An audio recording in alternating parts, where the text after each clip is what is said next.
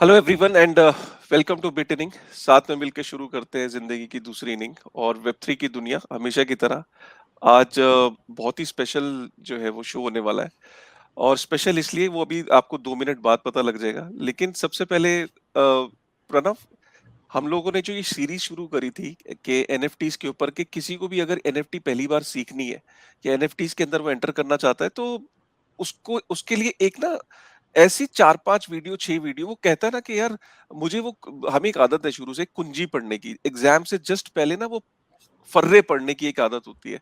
तो अगर कोई एनएफटी स्पेस में एंटर करना चाहता है, इंडिया के अंदर अभी तक ऐसी कोई सीरीज नहीं थी जहां पे आदमी ये क्लेम कर सके कि यार ये जाके ना 10 वीडियो देख लो और इस पे अपना 8-10 घंटे स्पेंड कर लो, तुम एनएफटीज के बारे में सब कुछ जान जाओगे।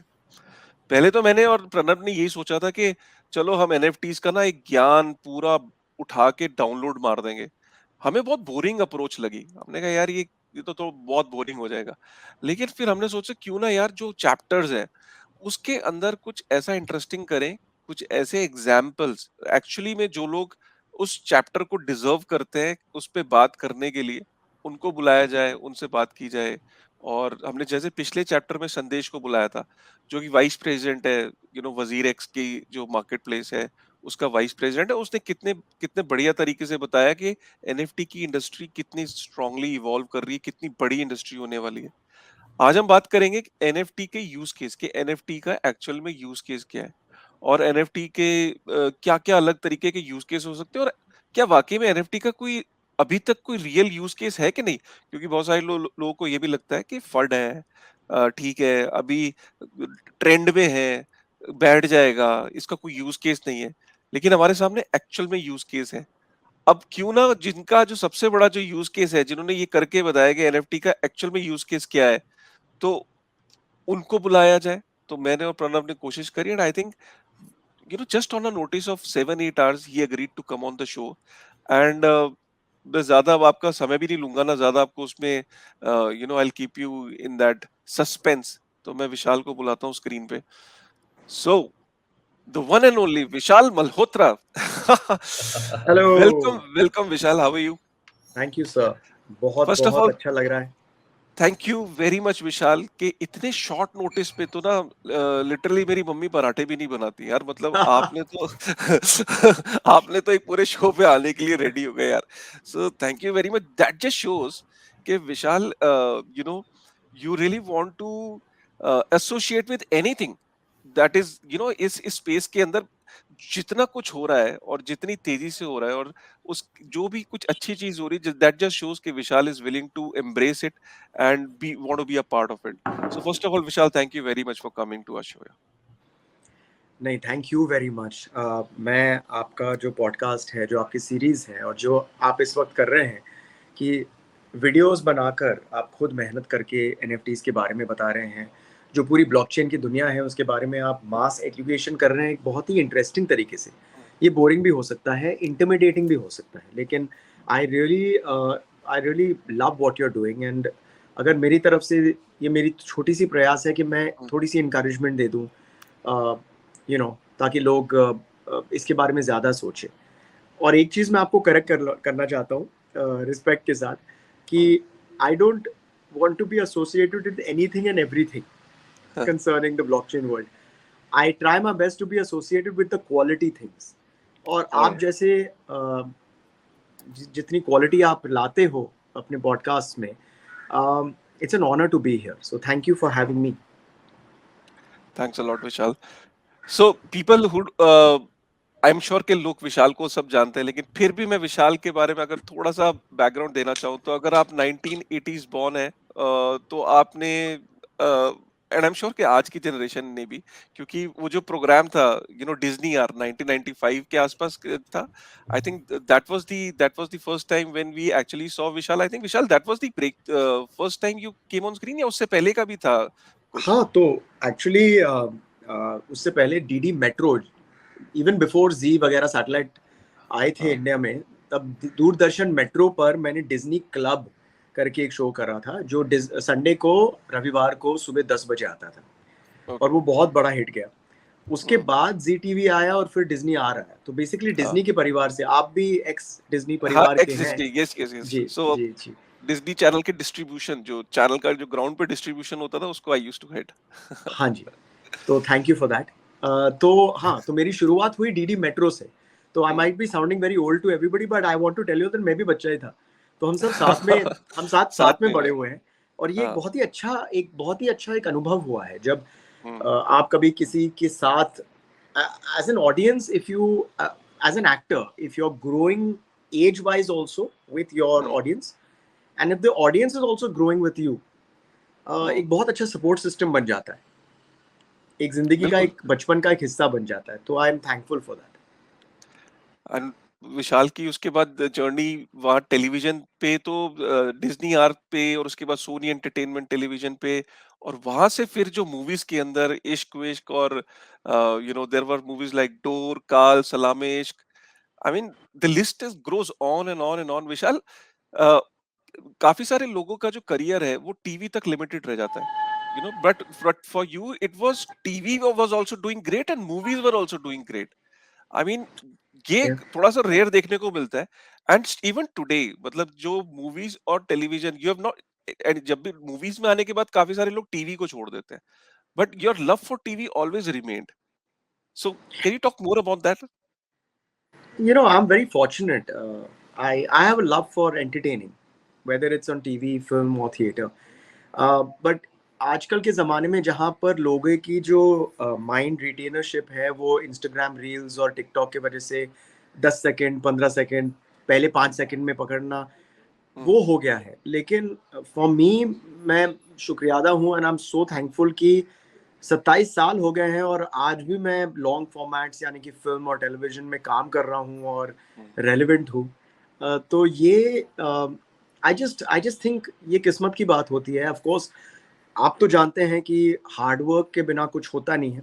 या लेकिन जब आप अपना पैशन फ़ॉलो कर रहे हो ज़िंदगी भर, हम्म I mean more than 70% of my life I've been in front of the camera या or behind it now. But the thing is that अब जब आप अपना पैशन फॉलो कर रहे होते हो तो वो काम नहीं होता है, वो जिंदगी होती है। तो बस यही जर्नी है, ना होप कि वो चलती रहे। और मैं हमेशा कोशिश करता हूँ कि मैं अपने आप को इवॉल्व करता रहूँ, सीखता रहूँ और प्योर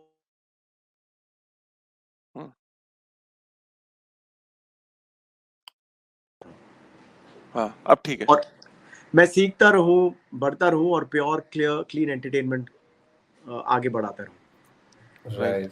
एक एक स्पेसिफिक चीज जो लाइक हमने देखी एंड वो बहुत इंटरेस्टिंग होगी सॉरी, समझने आप कैन को। You speak a little louder? सुनाई दे रहा है? हेलो? हाँ, मतलब थोड़ा-सा हाँ लाउडर हाँ। If you don't mind. हाँ जी। ऑल राइट, या definitely. First of all I am really overwhelmed because जब मैं बचपन में लाइक छोटा था तब मैं देखता था आपका शो विक्की और Vetaal, like I have been a fan since then. so thank you. so need to say that, but anyways, moving forward, I would say you are one of the first entertainment person in the web3 who has come into the web3 industry. So basically ये वाला जो leap था from like not leap but आपका entertainment के साथ NFT को जोड़ना, वो कैसे चालू हुआ? कब आप इंटरेस्टेड हुए? When did you get started like acknowledging NFTs? Because India में in general the entertainment world is very different from the tech world. अगर आप यूएस जाओगे तो वहां पे बहुत सारे पीएफपी होल्डर्स मिलेंगे आपको, बोर्डे प्याज क्लब होल्डर्स मिलेंगे who are Hollywood stars, and in general they are very much propagating NFTs, music NFTs. Snoop Dogg is very bullish on music NFTs and things like that, but I would say that's not so common in India. So what was your journey from being an entertainment person to also acknowledging NFTs as a thing and getting into it? When did you start? Why did you start? And how is it going? So I have always been one who does things अपने instinct से करता हूँ, जो मुझे पसंद आता है, जिस पे मुझे पहली बार इंट्यूटिवली जिसमें रुचि हो जाती है, मैं उससे फॉलो अप करता हूँ। एंड आई कीप सेइंग कि यार मैंने स्विमिंग भी ऐसी सीखी थी कि बेसिक्स मैंने सीख ली और फिर I jumped into the deep end. फिर तैरना खुद ब खुद आ जाता है। मैं ये प्रमोट नहीं कर रहा हूँ, लेकिन ये मेरा तरीका है। बस मैं एक चीज़ का ध्यान बहुत क्लियरली रखता हूँ कि बेसिक्स मेरे थोड़े से क्लियर रहें और मैं पूरी कोशिश करता हूँ कि इस रास्ते में इंटेंशनली और अनइंटेंशनली मैं किसी के सेंटिमेंट्स को हर्ट नहीं करूं. Right. So it all started back in June. Lockdown का समय था, हम सब घर पे बैठे थे और जून मैं 2020 2020 जी लास्ट ईयर 2021 21. ओके. जी जून अराउंड मई जून उस वक्त करीबन. तो I'll get back with you the exact times because I know that. उस वक्त I was just looking at diversifying my portfolio. Stocks वगैरह थे मेरे पास और मैंने सोचा कुछ और करते हैं. और ये बिटकॉइन का जो शब्द है हमेशा मैं सुन रहा था और मैं उसके बारे में मुझे कुछ नहीं पता था. तो थोड़ा सा फोमो हुआ, फियर ऑफ मिसिंग आउट, और वो हो रहा था काफी समय से, क्योंकि मेरे बहुत सारे दोस्त थे जो यूरोप में रहते हैं, अमेरिका में रहते हैं, चाइना में भी रहते हैं. क्योंकि मैं एक्सचेंज स्टूडेंट था, मैं इंडिया से रोटरी के साथ एक्सचेंज स्टूडेंट में गया था, तो मेरे दुनिया भर के दोस्त बन गए थे. तो वो बड़ा बात कर रहे थे कि यार मैंने 2008 में मैंने ये बिटकॉइन खरीदा था और आज मैं मतलब ये देखो ये. तो मतलब एक हमने सबने सुनी है ये कहानियां. तो मैंने सोचा चलो यार बिटकॉइंस खरीद लेते हैं. Please listen to what I said. Bitcoins खरीद लेते हैं. That is how naive I was. I still am. और उस वक्त क्लब हाउस करके एक ऐप निकला था, जिन्होंने मुझे एक इनवाइट दिया था, तो मैंने ज्वाइन किया. मैंने सोचा चलिए यूज कर लेते हैं, it looks like an international audience. और मैंने एक रूम बकायदा वहां पर खोला जिसमें मैंने लिखा let's talk crypto for dummies. वहां सबसे बड़ा डमी मैं ही था. 4,000-5,000 लोग दुनिया भर से वहां पर आए. I was very very taken aback. और बातचीत शुरू हुई कि ये होता है, वो होता है, ये चीज होती है, वो चीज होती है. मैं बहुत ही डर गया. मैंने बोला भाई बाबा ये तो मेरे इंटेलेक्ट लेवल के बहुत बहुत दूर है. अभी के लिए पीछे बैठते हैं और रिलायंस इंडस्ट्रीज के 2-3 और स्टॉक्स खरीद लेते हैं और बस बैठ जाते हैं. लेकिन इंक्विजिटिवनेस हमेशा रही है. यूट्यूब जिंदाबाद. मैं गया वहां पर और थोड़ा सा रिसर्च करने लगा, और इस दौरान NFTs पर मेरी नजर लगी. अब NFTs immediately attracted me because it had a creative, artistic angle to it. So, buddy, more than the technical aspect of it, I was and I'm still more attracted towards the artistic angle of the NFTs. और मैं भी खुद एक artist हूँ, in the sense of I'm an actor, I am a writer, I also paint and draw. I've done my elementary and intermediate examinations. In fact, I was studying to become an architect at one point. But my point is that this excited me. ये एक बहुत ही एक attraction हुआ. और मैंने I think tweet कर दिया था कि what a beautiful world of NFT spaces this is. ऐसा कुछ मैंने किया था, if I remember properly. And I was so fortunate कि दुनिया भर से लोग मुझे मैसेज करने लगे कि हम आपके साथ कोलैबोरेट करना चाहते हैं. तो ये बहुत ही अच्छी बात हो गई. और इसी तरीके से मेरा जर्नी, मतलब अगर आप चाहें तो मैं आपको 1-2 लाइन में और थोड़ा डिटेल में बता सकता हूँ, लेकिन बेसिकली ऐसे मेरी जर्नी शुरू हुई. ऑलराइट. तो विशाल, जैसे सबसे पहले NFTs नहीं आए होंगे. सबसे पहले जो लाइफ में आया होगा वो आया होगा कि यार मुझे इसको इन्वेस्ट करना है, right? So you must have had an understanding of Bitcoin first, or maybe then altcoins first. So as a beginner, what was the biggest challenge, and what was that, I will not say what was that first coin, I don't want to ask you that, but as a beginner, what were your challenges while understanding this technology? Because NFTs will definitely would have come once you have done your investment, कर दिया होगा, अच्छा Bitcoin ले लिया होगा या कुछ ले लिया होगा, उसके बाद NFT आया होगा.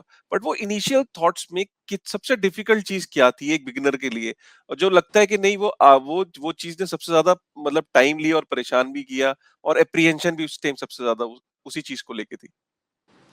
ओके, तो I have to tell you that it's very personal, क्योंकि ये जो सबसे बड़ी जो एक थ्रेशोल्ड मुझे क्रॉस करनी पड़ी उस वक्त, वो थी खुद की इंटिमिडेशन, खुद का डर, खुद का ये क्या है भाई, MetaMask wallet, Ethereum chain, blockchain, Binance, WazirX, ये मतलब जब आप कुछ भी पहली बार सुनते हैं और समझने हाँ, की कोशिश करते हैं तो एक बहुत ही ओवरवेलमिंग सी एक्सपीरियंस हो जाती है। तो हुँ, एक चीज़ मुझे बहुत क्लियरली याद है कि एक्साइटमेंट तो थी, लेकिन मैं बहुत थक जाता था। हुँ, और मैं सोच रहा था यार मैं पूरे दिन कंप्यूटर के सामने बैठा हूँ, मैं थक क्यों रहा हूँ? मैं तो हुँ, यार 2-2 घंटे टेनिस खेलता हूँ, जिम जाता हूँ, शूटिंग करता हूँ, everything is hmm, good by the grace of God. And that mental खुद की जो साइकी होती है कि यार ये हुँ, क्या है, मैं समझूँगा, मैं तो कोडिंग के बारे में कुछ नहीं जानता हूँ, मैं कंप्यूटर हुँ, साइंटिस्ट नहीं हूँ, मैं इतने डीपली मैं तो 2 चीज़ होती हैं मेरे लिए पर्सनली। एक चीज़ तो हुई कि ओवरवेलमिंग फीलिंग, और हुँ, दूसरी चीज़ ये हुई कि उस ओवरवेलमिंग फीलिंग की वजह से यार मुझे करना है कि नहीं करना है यार, छोड़ो। हुँ, हुँ, And I'm glad I went through that. But if you hmm, ask me specific, was it difficult making a MetaMask wallet? Was it difficult getting onto a platform, Foundation, OpenSea, whatever? Was it difficult understanding Ethereum chain, ये chain, वो chain? हुँ, नहीं, वो अगर हम थोड़ा सा अपना mind रखें तो जो हमने करीबन 10-15 साल पहले ईमेल समझने में, वेब 2 समझने में, जो जनरल मास ने वेब 2 अडेप्ट किया है, हुँ, वो ही फीलिंग आपको आज भी आएगी, right? It's just hmm, that मेरे हिसाब से जो अलग हुआ है इस वक्त कि वेब 1 के वक्त India was nowhere in the picture. Hmm, web 2 के वक्त यानी कि सोशल मीडिया के वक्त India came in about 1 year letter.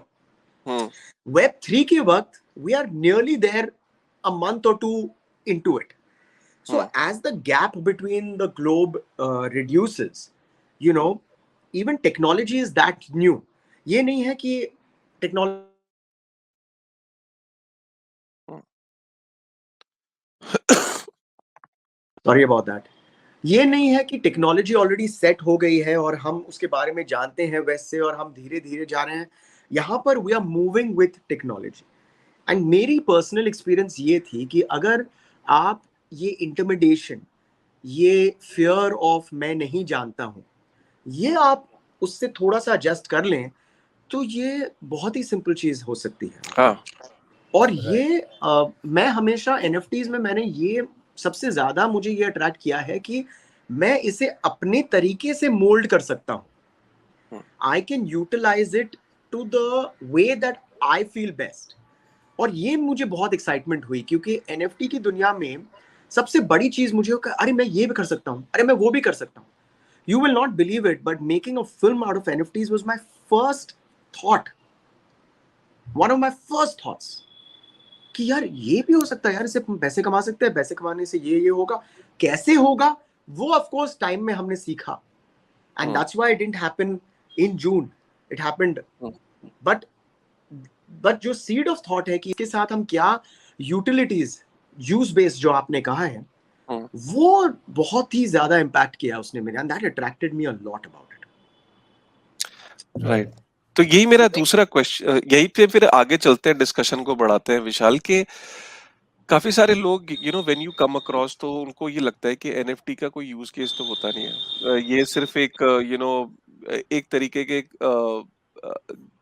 ये एक फंड आर्ट। वो कह लो ये एक तरीके का ये है कि लोगों ने आज कुछ खरीद लिया कल को बेच दिया। कुछ लोग इसमें बिलीव करते हैं, इसका कोई खास यूज केस तो है नहीं, मासेस क्यों एनएफटीज को बाय करेंगी। आई थिंक ये जितनी सारी चीजें एंड वे ना लोग मेरे ख्याल से विशाल को भी पूछते होंगे कि विशाल क्या यूज केस है यार एनएफटी का आजकल। You you talk about NFTs यार, बट क्या रियल यूज केस है। सो मेरा यही चीज है कि विशाल, since you started your journey in 2021, you know it was a little late in comparison to people who started their journey in 16, 17, 18, you know उसके बाद still you were able to connect with NFTs। तो क्या use case है NFTs के, मतलब अगर if you have to tell us and then इन सारे यूज केसेस में से what was that use case that you picked up, you know so I'll like to understand more from you on the use cases of NFTs, and what was that use case that inspired you to create India's first NFT crowd funded movie। So I think it's very evident मेरे जो use cases हैं, और मैं ये बताना चाहता हूँ कि यूज केसेस सबके लिए अलग हो सकते हैं। That is one of the biggest things that I have understood and taken from the NFT world. मैंने मेरे दो क्लियर ऑब्जेक्टिव्स हैं एनएफटीज के प्रति। कि मैं नंबर 1 इसे इंडिया में एक मास मूवमेंट बनाऊं, और नंबर 2 मेरी जो सेकेंडरी मार्केट है वो बहुत स्ट्रांग हो जाए। ये दोनों जो मेरे एम्स हैं वो इज कलेक्टर फ्रेंडली, राइट? तो जो आप यूज केसेस कह रहे हैं, मैं उसे can I call them utilities? Is that okay हाँ, विद यू? यूटिलिटी, जी, हाँ जी। तो माय इंटेंशन इज दैट क्या हो रहा है, I just step a little aside from this and give you a better explanation with your permission. या as you had said, आपने अभी अभी कहा कि लोग मतलब अभी थोड़ा सा ये हो रहे हैं कि क्या है ये एनएफटी, मतलब कोई खरीद रहा है, कोई बेच रहा है, कुछ इसका वैल्यू मुझे नहीं आ रहा है। मेरा पॉइंट ये है कि ये हो रहा है इंडिया में कि लोग समझ रहे नहीं हैं और उसमें इतना ध्यान नहीं देना चाहते हैं, they don't want to scratch the surface, और वो रेवोल्यूशन जो शुरू हो रही थी वो थोड़ी सी ठंडी हो रही है। Do you agree with me on that? जो एनएफटीज को लेके या स्पेसिफिकली इन इंडिया? ठंडी इन द सेंस के थोड़ा सा जो एक हाइप होता है ना, जैसे एक शुरू में एक हाइप क्रिएट हुआ था, वो कहीं ना कहीं ग्राफ नीचे आ रहा है, अपने रियलिस्टिक नंबर्स पे आ रहा है। राइट। तो एक अपवर्ड जो नॉर्मल मोमेंटम हम चाहते हैं हर चीज हाँ, का हो कंपाउंडिंगली, यू नो, कंपाउंडिंगली। वो हाँ, वो ऐसे प्लेटो होकर थोड़ा सा ऐसे हो रहा है मेरे हिसाब हाँ, से। हाँ, वो आई डोंट नो। और ये नंबर्स को अभी मीडिया में भी मैं एक स्टोरी पढ़ रहा था, एक आर्टिकल पढ़ रहा था कि जो नंबर्स है वो नीचे आए हैं, और जो नंबर्स है कोई जो अपने ऑल टाइम हाई से नीचे है, और वो बेयरिश ट्रेंड्स भी है मार्केट में और सब चीजें भी, लेकिन ये नंबर रियलिस्टिक है और ये और नीचे भी जा सकते हैं। बट ऐसा नहीं है, इसमें विद टाइम और नंबर्स बढ़ेंगे आगे, और लोग इसमें एंटर करेंगे। Correct, correct. मैं बस ये कहने की कोशिश कर रहा हूँ कि जो मास मूवमेंट हम चाहते हैं, उस मास मूवमेंट के लिए एक अपवर्ड मोमेंटम और एक स्टैंडर्ड मोमेंटम होना बहुत जरूरी होता है। That is my point. And अगर हम यूज केस अगर देखें, I mean just an example, not use case, just an example, जब क्रिप्टो करेंसीज के वैल्यूएशंस जब ड्रॉप होते हैं जैसे कि अभी हुआ है, तब we always used to see a very high volume of sales with NFTs, right? इस वक्त इंडिया में we haven't seen that, right? And that is another indication that it is little plateauing and not going in the direction that we wanted to go in. My endeavor with this film, whether we like it or not, अगर हमें ये fact पसंद है या ना पसंद है, India में films, Bollywood end of course now south films और क्रिकेट, इन दोनों से आप कुछ भी अगर एसोसिएट कर लें तो there is an immediate interest generated by the mass. Would you agree with me when I say that? Yeah. So मेरा जो पैशन है, मेरे जो बिलीव्स हैं, वो आप थोड़ा सा साइड में रख दीजिए। Now I'm coming to your answer of the use case. The use case is that you take this NFT movement and you combine it with films, in this case Bollywood, right? This immediately becomes news. जैसे कि आपने भी इसके बारे में आपको पता लग गया, करेक्ट? हाँ, इसका मतलब है कि लोग इसके बारे में काफी बातचीत कर रहे हैं, और जब से मैंने ट्रेलर भी लॉन्च किया है कल, तब से बड़े बड़े mainstream medias, Forbes, Moneycontrol, NDTV, Times of India, Hindustan Times, ये बहुत बड़े ऑर्गेनाइजेशंस हैं जो इस स्टोरी को बहुत गौर से देख रहे हैं और आगे बढ़ा रहे हैं और इनकरेज कर रहे हैं। Thus, the biggest use case is a mass movement. Yeah. अब अचानक लोग बोल रहे हैं, अरे NFT फिल्म्स, ये बहुत ही इंटरेस्टिंग चीज हो गई, करेक्ट? मैं इसका क्रेडिट नहीं लेने की कोशिश कर रहा हूं, मैं बस बोल रहा हूं कि मेरा एक एंडेवर है, one of my endeavours with Ilm this film is the fact कि मास इसके बारे में जाने, इसमें रुचि रखें, और इसमें एटलीस्ट क्वेश्चन तो करें, भाई ये NFT होता क्या है? इनफैक्ट अगर आप मेरा ट्रेलर देखें तो मैंने वहां पर एक लाइन रखा है जहां पर जो अंकल है वो टीवी देख रहे हैं, बोल रहे हैं NFT, NEFT, हे केम छो? लेकिन मेरा बॉस इसमें पूरा दिन बैठा रहता है, अच्छा ही होगा। अगर आप ट्रेलर देखें तो उसमें वही लाइन है, but that is what it is. Sonal That is is there, what it is. Sonal is there right anchor. Right. Can you Sonal run is एक there. अभी हम रन करेंगे उस एक ट्रेलर में।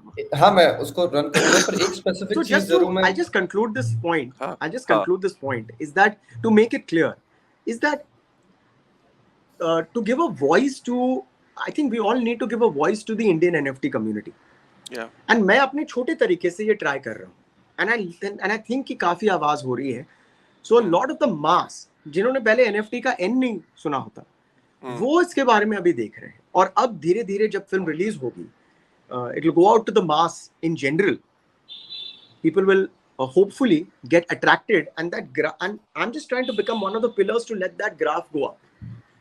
So the intention is to facilitate the NFT Indian community to the best that I can. That is one of the biggest use cases that I see. But I will get into Right. the details of एक the utility if you want immediately after your question, because there are lots of Right. utilities I've used from day one. I'm very clear about that. Correct. एक specific चीज जरूर मैं आपको that's definitely sure and that you have highlighted, and the first utility is what I would want you to elaborate on, which is funding your film to get via NFT। like वो कैसे किया आपने funding in an to make that NFT happen? I think world में कभी नहीं हुआ। it is the first time a film is being made by funding through an NFT। तो how does that mechanism fit in? और ये So idea thank you. आया कहाँ से? ये भी ये मतलब ये भी एक अपने आप में था कि why you know this way of creating a movie NFT crowd funding के थ्रू। तो if you can just tell us more about that. Sure. So firstly, thank you for recognizing that. The basic intention जो है वो है कि NFT space को एक mass movement बनाना, Indian NFT community को world stage पे करना. अब आपका जो सवाल था कि ये फंडिंग कैसे हुआ, ये आइडिया कैसे आया, प्राइमरीली मैं फिल्म्स और टेलीविजन से, एंटरटेनमेंट फील्ड से, मूवी मेकिंग से बचपन से ही एसोसिएटेड हूँ. तो ये तो साफ बात है कि मेरी रुचि जो है, मेरा प्यार जो है, मेरा पैशन जो है वो फिल्म्स है. और हम सब, एटलीस्ट मैं बचपन से ही छोटे छोटे फिल्म्स बनाता था. मैं भोपाल में रहता था अपनी दादी के साथ. तो मैं पत्थर को इमेजिन करता था कि एक मेरी दादी है, एक मेरा दोस्त है अंकुर, और मैं हूँ, और मैं उनके बीच में कहानियाँ बनाता था एट द एज ऑफ 3-4. तो फिल्म मेकिंग और स्टोरी टेलिंग मेरे जहन में है, एंड आई लव इट. और मैं खुद एक्टर भी हूँ. So the idea of wanting to make a film has always been there. अब जून से ही जो है मेरे जो NFTs वो काफ़ी अच्छे बिक रहे थे, और I became the first Indian actor to have sold an NFT. And trust me, ये जो सारी जो फर्स्ट है ना, वो मैं इसमें एक्चुअली मैं रुचि नहीं रखता हूँ. I am being honest with you.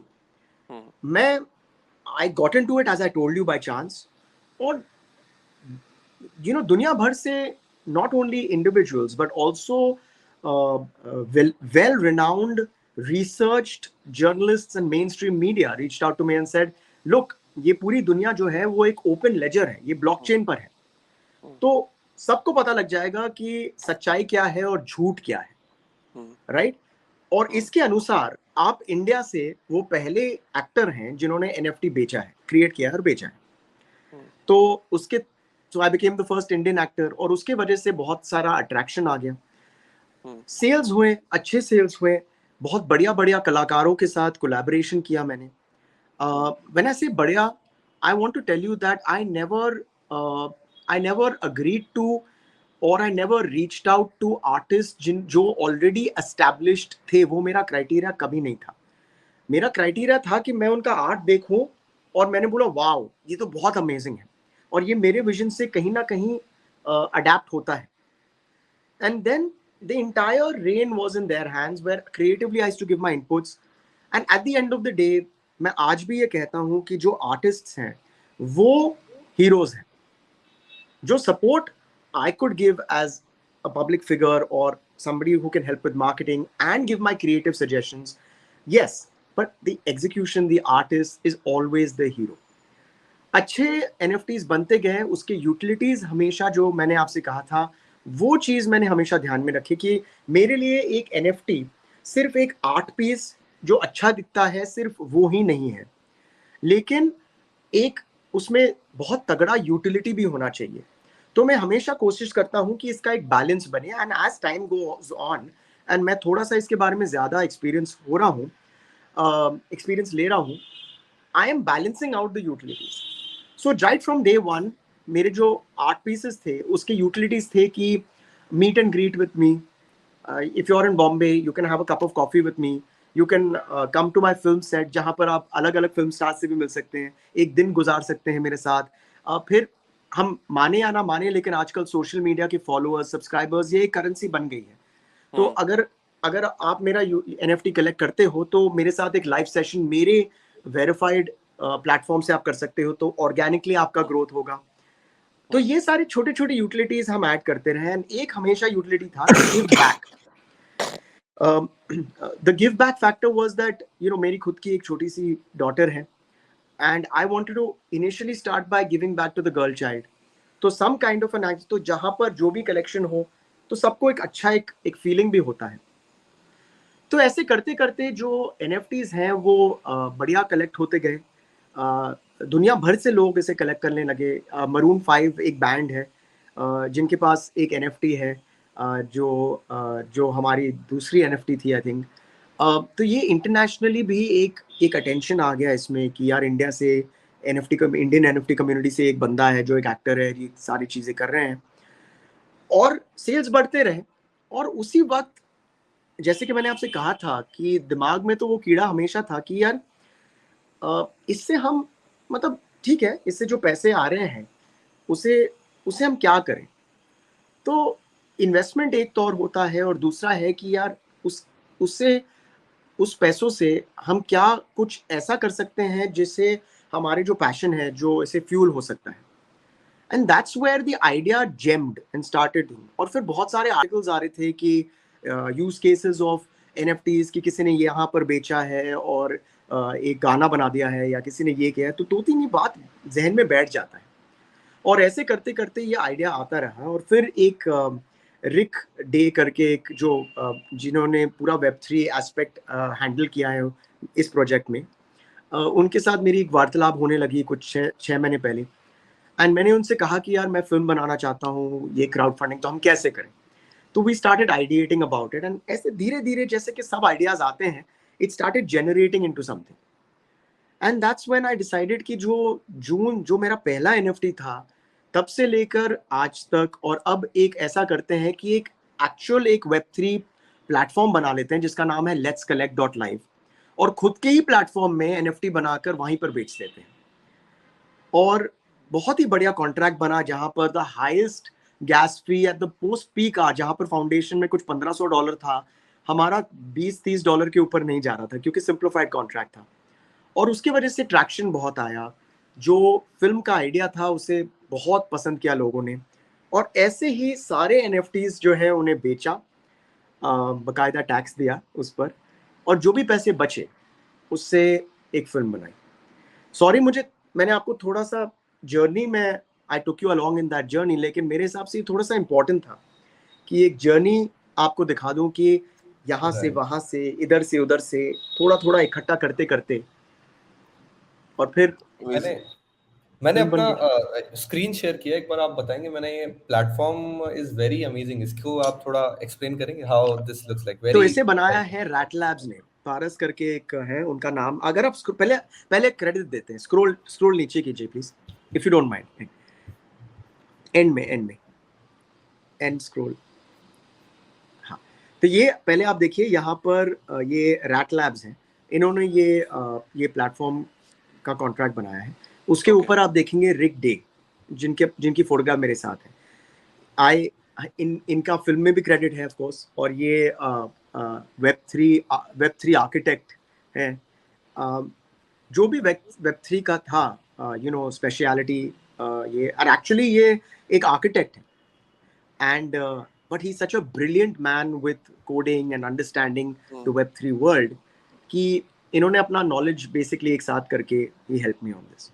Now, if you want to know about this website, जैसे कि आप देख सकते हैं, because it's about films, it is a cinema hall जहाँ पर आप experience कर रहे हैं एक फिल्म को. वेबसाइट का नाम है letscollect.live और यहाँ पर आप अपना MetaMask वॉलेट वहाँ पर कनेक्ट बटन दबाकर आपके पास 4 NFTs हैं. एक है प्लैटिनम, एक है गोल्ड, एक है सिल्वर और एक है ब्रॉन्ज. ये अलग अलग प्राइजेस के हैं और आप इसे यहाँ पर कलेक्ट कर सकते हैं। तो इस तरीके से हमने ये बेचा, इससे फंड्स एक्यूमुलेट किया और राइट फ्रॉम जून जो भी मैंने कमाए NFT से वो और ये मिलाकर मैंने ये फिल्म बनाई। राइट, ये जो टिकट है इसकी यूटिलिटी क्या है? मतलब अगर मेरे पास गोल्ड टिकट है तो मतलब उसके बारे में आप बताएंगे? हाँ जी जरूर जरूर। सो यूटिलिटीज बहुत ही स्ट्रॉन्ग मेरा एक हिस्सा है जो मैंने आपसे कहा था। तो सबसे पहले तो आपको फिल्म में एक प्रोड्यूसर क्रेडिट मिलने वाला है, राइट? जो आपको एंड स्क्रोल्स में या बिगिनिंग ऑफ द फिल्म में आपका नाम वहां पर एंड स्क्रोल्स में आपके क्रेडिट में आएगा। अभी इसका रीजनिंग क्या है? इसका रीजनिंग ये है कि एज आई टोल्ड यू, मैं 27 साल से एक एक्टर रहा हूँ और आज भी जब मैं अपना नाम देखता हूँ स्क्रीन पर तो कुछ मतलब एक गूज बम्स आते हैं, कुछ एक फीलिंग आती है। क्या बात है। तो ये मैं शेयर करना चाहता था। गुड है। सेकंड चीज ये है कि we wanted to give back to the society also. So हमारे फिल्म इंडस्ट्री में कोविड के वक्त डेली वेज वर्कर्स जो थे, लाइट दादा, ड्रेस दादा, यू नो स्पॉट बॉयज, इनका बहुत नुकसान हुआ था क्योंकि शूटिंग तो थी नहीं। तो हमने डिसाइड किया है कि यहाँ से we will take a part of it, create employment for them and also give back to their daily wage workers. तो वो एक चीज हो गई है। तीसरी चीज है कि हम बाकायदा एक फिल्म बनाएंगे, you know that is a utility. तो वो फिल्म हमने बना दी। चौथी थी कि उस फिल्म में हम बहुत बढ़िया गाना रखेंगे, तो वो भी है। Fifth thing is that we would have a grand premiere in Bombay, जो हम 22 तारीख को हम कर रहे हैं, जहाँ पर हम बुला रहे हैं, मतलब मेरे जो दोस्त हैं फिल्म इंडस्ट्री से, टीवी इंडस्ट्री से, सेलिब्रिटीज वो आएंगे, जो मीडिया है वो कवर करेंगे इवेंट, एंड जो आपके कलेक्टर्स हैं they are invited to the premiere. वहाँ पर बाकायदा आपको एक ट्रीटमेंट मिलेगी जहाँ पर आपको ऐसे फील हो कि आप फिल्म इंडस्ट्री से हो, यू नो। एक डिसेंट्रलाइज्ड मेथड जहाँ पर without any connect to the film industry you get to be the part of the film industry. So एक बहुत ही प्यारी सी कहानी है यहाँ पर कि एक ब्रॉन्ज कलेक्टर हैं, मैं उनका नाम नहीं लूंगा क्योंकि उन्होंने बोला कि मेरा नाम मत लो, लेकिन उनका बेटा जो 9 महीने का है, अब शायद 11 महीने का होगा, तो उन्होंने बोला उनके नाम पर आप ये मुझे क्रेडिट देना। तो मैंने बोला श्योर, लेकिन क्या मैं आपसे पूछ सकता हूँ कि क्यों?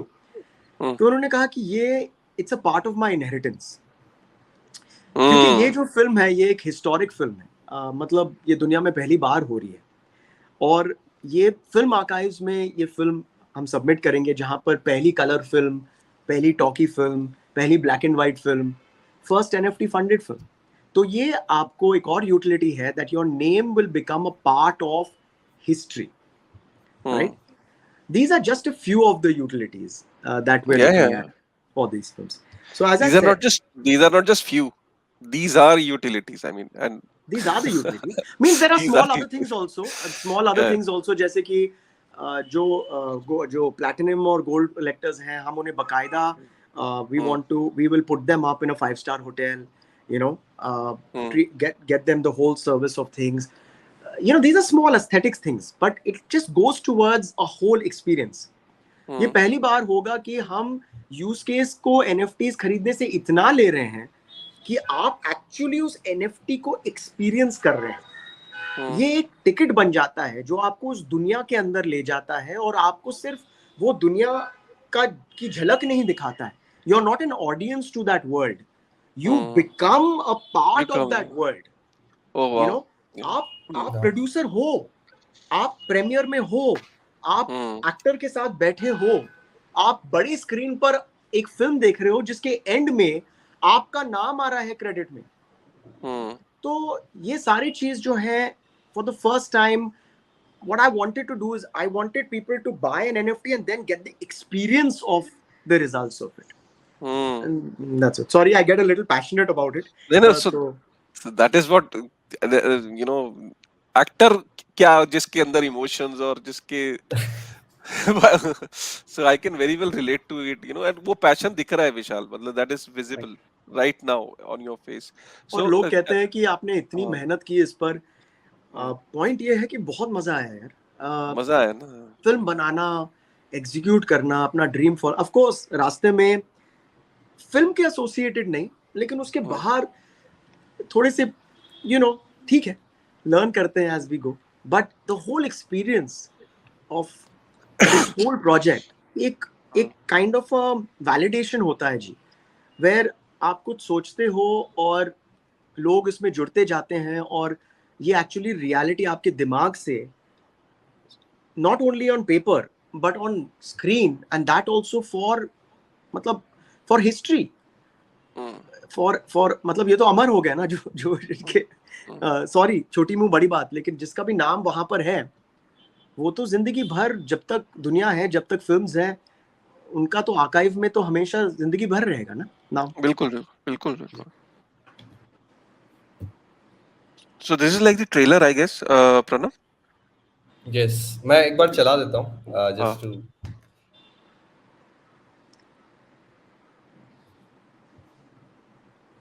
वॉल्यूम नहीं आ रही है मुझे बिल्कुल भी, and this is a sound based film.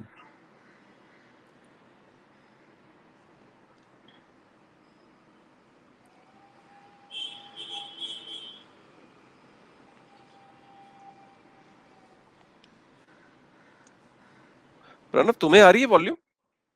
नहीं, वॉल्यूम नहीं आ रही है बिल्कुल भी। आपको आ रहा है क्या? अब आ रहा है? पॉज करके फिर से प्ले कर दीजिए, बीच से मत कीजिए। हाँ, आवाज आ रही है?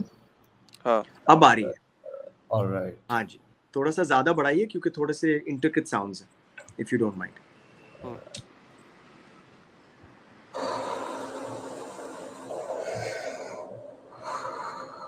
आई बाबा, आप मुझे अकेले छोड़ के कभी नहीं जाओगे ना? नहीं बेटा, कभी नहीं। आई बाबा का एक्सीडेंट हो गया है, अब वो नहीं रहे।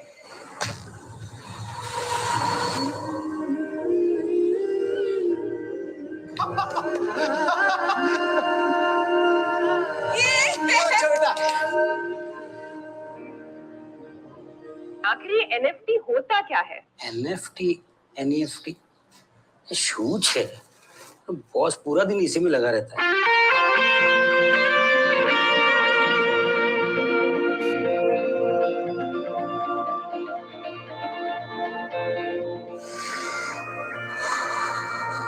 मैं हमेशा तुम्हारे साथ रहूंगा।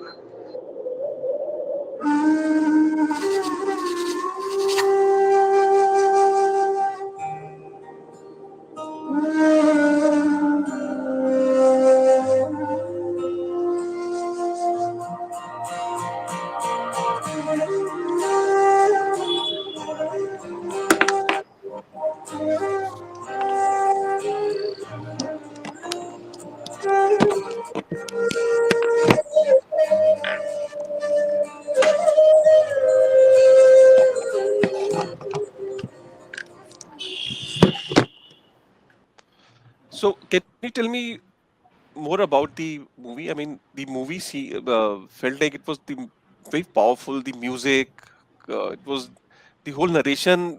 Within that trailer, I can actually feel that that some powerful message is about to come. Well, thank you. Did you like the trailer? Yeah. I liked the trailer, and I liked at the end, written and directed by it. So it seems that you've also written for the first time. I can say that. I've written Or for the first time something that is being executed. I have written Some- before, and Okay. I felt that this is perfect for this one. That's my personal point of view. This is my first published writing, if you can say it in that sense. all right.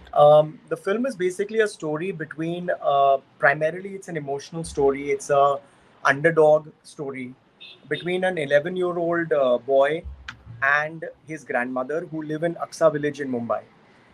Why Aksa village I'm defining is because I wanted to define a world which is of that economic stature. The boy is an extremely talented artist. He loses his parents to an accident about 4 to 6 months earlier than this story happens. And when you're in that age of around 11, 10, you really get to know your parents. That relationship, that bond is something else. And if you lose them, unfortunately, God forbid, you really get devastated. And that child shuts down. ये जो लड़का है 11 साल का, इसके parents जो हैं वो एक्सीडेंट में 2-3 महीने 4 महीने पहले उनका निधन हो जाता है और वो एब्सोल्युटली मतलब टूट जाते हैं और उनको खुशी किसी चीज़ से नहीं मिलती है, अपने दोस्तों के साथ खेलना, कुछ भी, स्कूल में कुछ नहीं। लेकिन उन्हें खुशी सिर्फ एक ही चीज़ से मिलती है, वो भी थोड़ी सी खुशी, जब वो अपने दादी की जो है वो पोर्ट्रेट बनाते हैं, उसी में उनकी खुशी आती है, थोड़ा सा एक होता है। और ये कहानी है कि जब उनकी दादी भी उनसे किसी रीजन की वजह से ही is about to lose his grandmother also, वो क्या करते हैं, क्या वो उनको उनके रिलेशनशिप को बचा सकते हैं, ये वो कहानी है। ओके। और आपने नोटिस किया होगा कि इसमें मैंने NFT का जिक्र किया है, हाँ। क्योंकि मेरा इंटेंशन बहुत ही क्लियर है कि मैं NFT को हमारे इंडियन NFT कम्युनिटी के लिए एक मास मूवमेंट बनाना चाहता हूँ और इसलिए बहुत ज़रूरी था कि NFT के बारे में ड्रामेटाइज करके उसे बीच में थोड़ा सा डाल के इसके बारे में एक बेसिक इंटरेस्ट क्रिएट कर लें। And that is the reason why there's an NFT angle also to it, but it is not a film about NFTs. It is a film which is about an emotion, about a relationship. And ilm का मतलब होता है knowledge. एक pretext में आप इसे एक pretext में आप इसे एक underdog story, how you use your knowledge to win, भी interpret कर सकते हैं। तो यही कहानी है। इसका म्यूजिक बहुत ही स्ट्रॉन्ग है। समर स्वरूप करके म्यूजिक डायरेक्टर हैं जिन्होंने गाना गाया है ममा। ट्रेलर में आपको एक उसकी झलक सुनाई दी है। बैकग्राउंड म्यूजिक किया है अभिजीत वगानी ने, जो बहुत ही रिनाउंड हिंदी फिल्म इंडस्ट्री के बहुत ही renowned music composer, background artist है। तो बैकग्राउंड म्यूजिक जो है इसका बहुत ही स्ट्रॉन्ग है। इमोशनली बहुत ही हैवी है ये फिल्म, दोनों इमोशंस में, खुशी में और गम में भी। ये फिल्म एक 30 मिनट की फिल्म है। It is a short feature film जिसे बाकायदा सेंसर बोर्ड ने अप्रूवल दिया है, तो हमारे पास सेंसर बोर्ड सर्टिफिकेशन है इसकी। So we have treated it, मैंने इसे बिल्कुल एक फीचर फिल्म की तरह शूट किया है, ट्रीट किया है और एग्जीक्यूट किया है।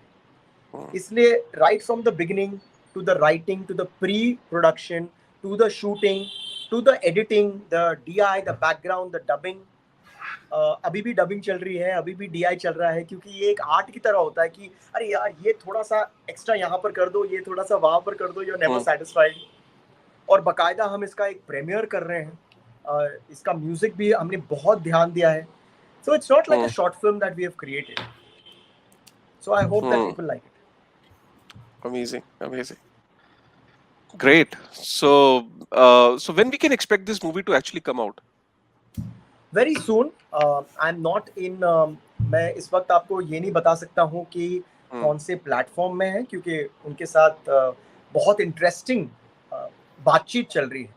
And I want to reiterate that, negotiation नहीं चल रही है, बातचीत चल रही है। और ये क्यों? क्योंकि इट इज़ वेरी इम्पोर्टेंट कि ये फिल्म लोग देखें, स्पेशली इंडियन NFT कम्युनिटी की वजह से। क्योंकि इसका मेन पर्पस क्या है कि आपको बताना इस NFT की दुनिया को मास की तरह, मास मूवमेंट बनाना। So I am very eager to tie up with a platform. क्या हम OTT पे देख पाएंगे? OTT प्लेटफॉर्म्स पे देखेंगे सर, देखेंगे। I mean, I'm not in a liberation to say, जहाँ पर भी मुझे लगे कि in my personal view this film will get the best platform and viewership, वो चाहे OTT हो, ये हो, वो हो, जहाँ पर शायद थिएटर भी हो जाए, पता नहीं।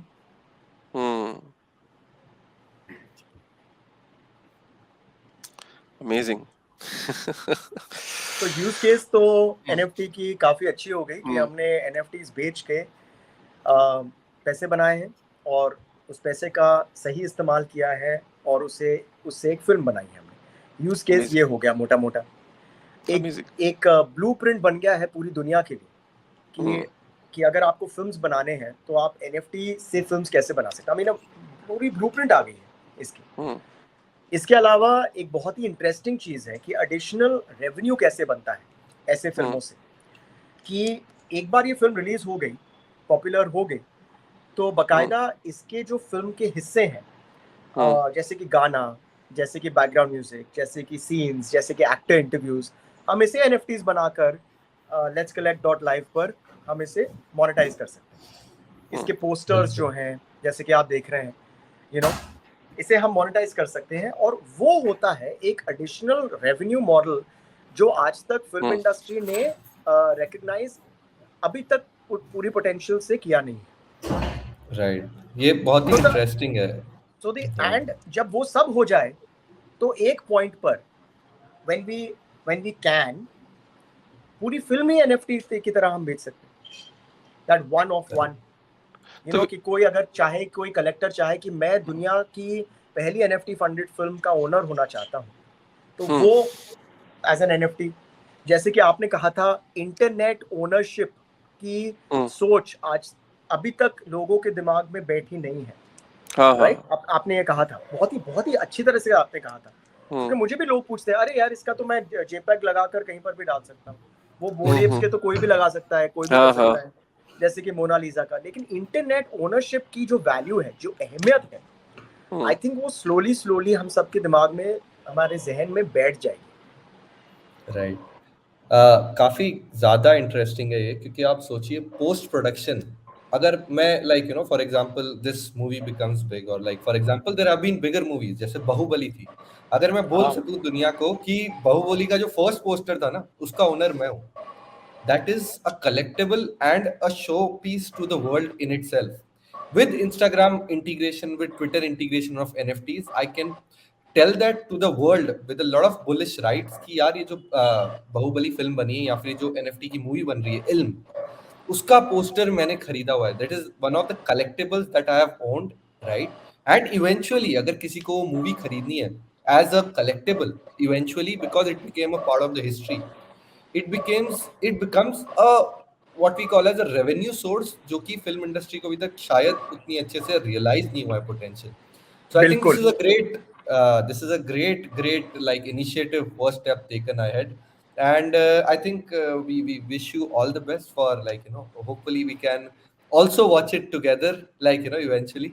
And I would like to invite both of you all, अगर आप बॉम्बे में हो तो 22 को आप आ जाइए, प्रीमियर देखिए बकायदा। अमेजिंग, आप मुझे, मैं काशिफ भाई को मैसेज कर लूंगा, अगर आप बॉम्बे में है और आपकी रुचि है, आपकी इंटरेस्ट है, तो प्लीज मैं आपको डिटेल्स भेज दूंगा। यहाँ पर भेज दूं तो सब बहुत सारे लोग आ जाएंगे। अनफॉर्चुनेटली हमारा 70 सीटर ही है, तो बहुत सारे लोग, लेकिन overall reaction, I don't no आपको क्या आ रहा है, लेकिन मुझे बहुत ही प्लेजेंट रिएक्शन आ रहा है, बहुत ही वेलकमिंग, बहुत ही यू नो एक अच्छा रिएक्शन आ रहा है। मैं आपसे पूछना चाहता हूँ, because I am very eager as an artist, you want to know कि आपको क्या फील हो रही है from a neutral perspective, and I'm having the balls to ask you this in a public media with where everybody is going to see it. तो आपने कुछ गलत बोल दिया तो मतलब मेरी बैंड तो बज गई।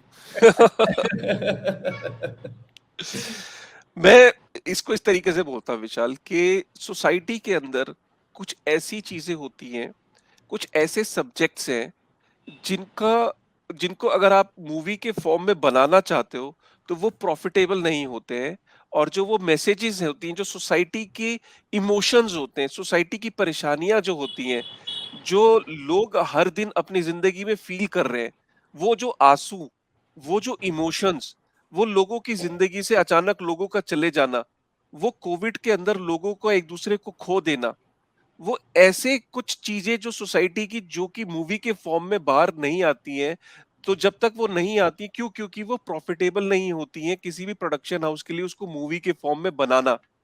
तो क्या इसका मतलब ये है कि हम सोसाइटी के उन इमोशंस को, क्या हम बाहर नहीं ला पाएंगे, उस विचारधारा को जो पनप रही है, जिससे जो उसको क्या हम लेके बाहर नहीं आ पाएंगे जब तक वो प्रॉफिटेबल नहीं होगी?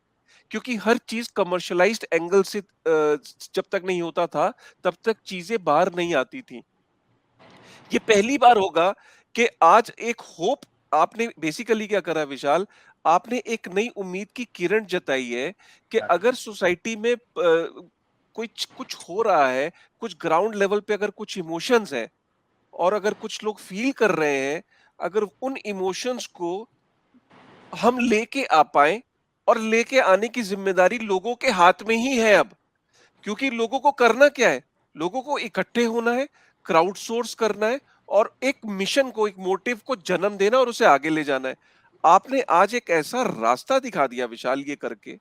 अभी मैंने उस मूवी के जो इमोशंस में, आपको पता है कोविड में कितने लोग हैं, कितने बच्चे हैं जिनके पेरेंट्स चले गए इस दुनिया से, और पर्सनली ये, और मैं एकदम कनेक्ट कर गया आपके इस भाव को, उस मूवी के भाव को, जबकि आपने उसमें कहीं पे भी कोविड मेंशन नहीं किया है, कहीं आपने ऐसी कोई चीज नहीं दिखाई, लेकिन मैं उस ट्रेलर से आज नहीं कि आपने अभी प्रणव ने दिखाया, मैं पहले दिन पे ही कनेक्ट कर गया था कि ये मूवी का भाव इस बात को लेके कि जितने बच्चे जो ऐसे दौर में अपने ग्रैंड पेरेंट्स के साथ रह रहे हैं, या कभी कोई दादी के साथ रह रहा है बच्चा, कोई नानी के साथ रह रहा है, आप उस बच्चे के बारे में सोचिए, उस बच्चे के इमोशंस, उस बच्चे की जो टैलेंट है, जिसने अपने आप को शट डाउन कर लिया, जो विशाल ने एक वर्ड यूज किया अभी, शट डाउन कर लिया, उसने अपना शटर क्लोज कर लिया जिंदगी का।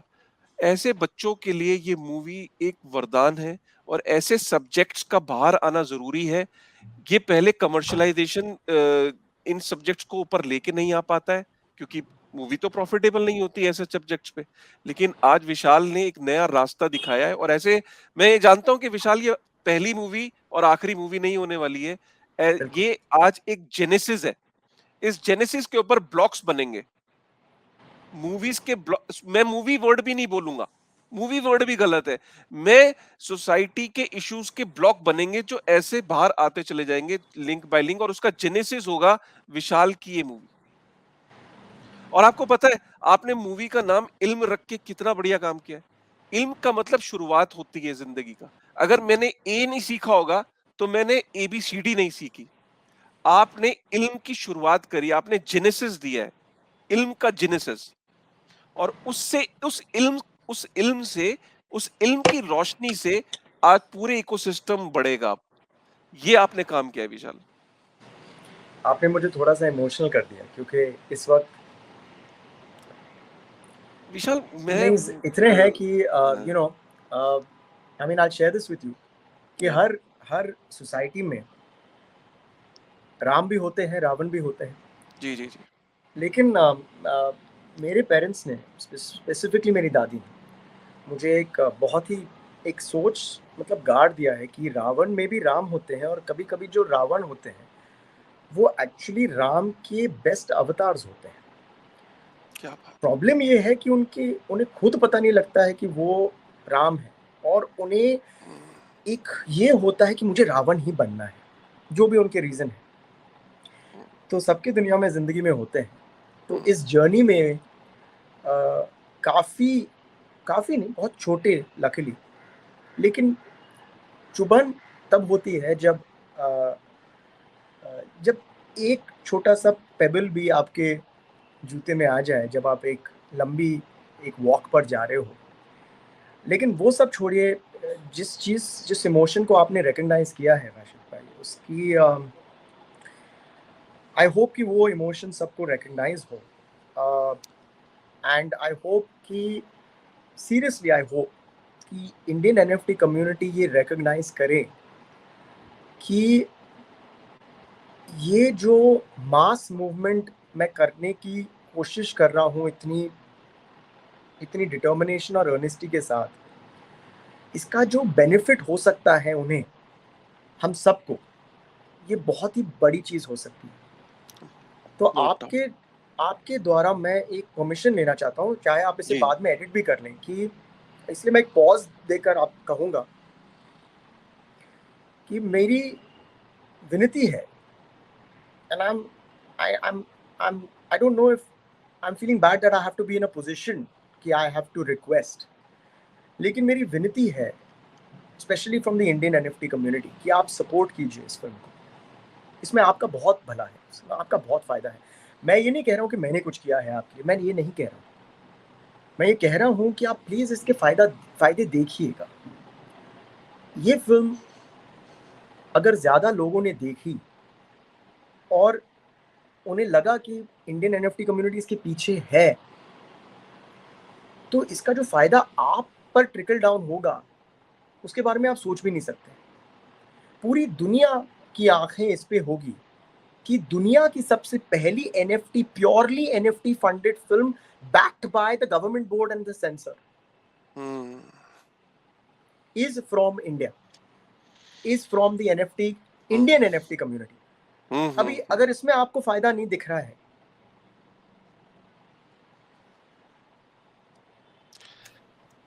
मैं I मैं एक completely got it. मैं एक स्पेसिफिक क्वेश्चन आपसे पूछना चाहता हूँ बिफोर, लाइक यू नो, हमने आपका बहुत सारा टाइम ले लिया है, I but think I know still that question. एक Please ask me. एक Go ahead. स्पेसिफिक क्वेश्चन पूछना चाहता हूँ कि आपको क्या लगता है अब इवेंचुअली आफ्टर जो आपने मुहिम छेड़ी है, इसके बाद the film industry and in general the entertainment world, how will they look at NFTs? How will art films, जिनको लोगों को देखना चाहिए, कुछ एक दो आर्ट फिल्म्स का मैं बहुत बड़ा फैन हूँ, lunch box and all these films that became so big, ऐसी आर्ट फिल्म्स और quality work in the like you no Indian film world वो आएगा? And can like you know the entertainment industry rely eventually on the NFT funding and this new aspects like poster selling and you know poster ownership, one of one, all these kind of things?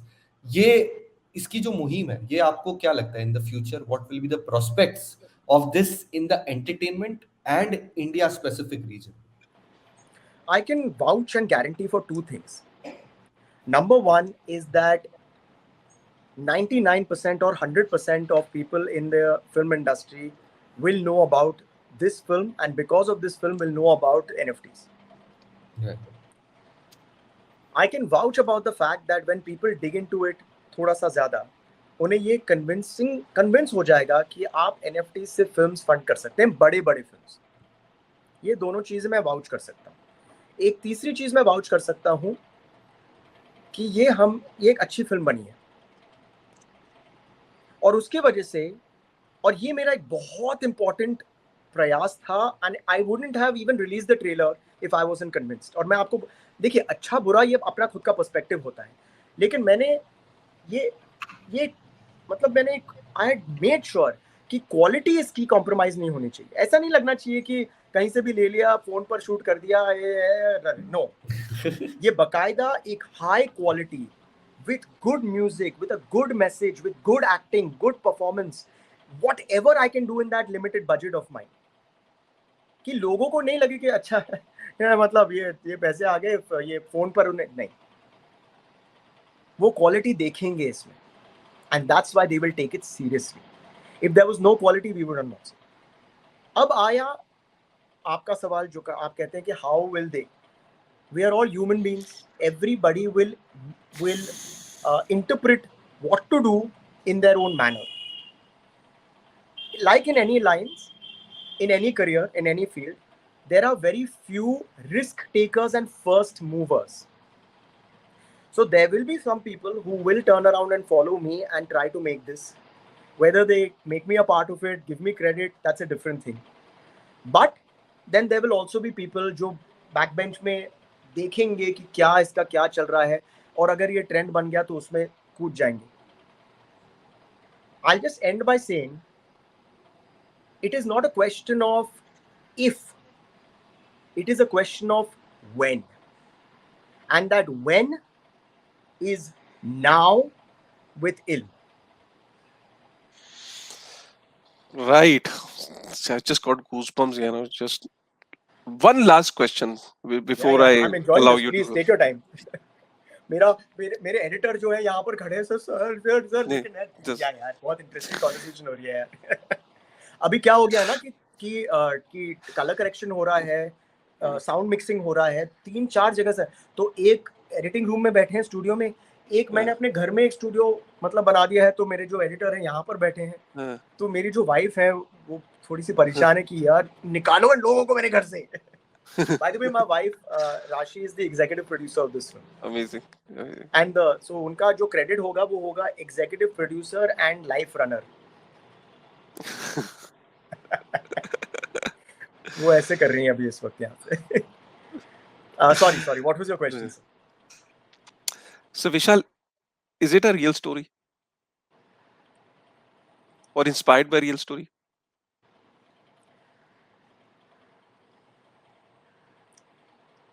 let's just keep that to the conclusion. But you've hit the nail in a certain aspect. Just that It's in I lost somebody from my parents at a very early age, and I lived with my grandmother also, and very interested in art. So somewhere, but didn't realize, Raffi bhai, I didn't realize, Pranav, it happened. Made it, wrote it, made it.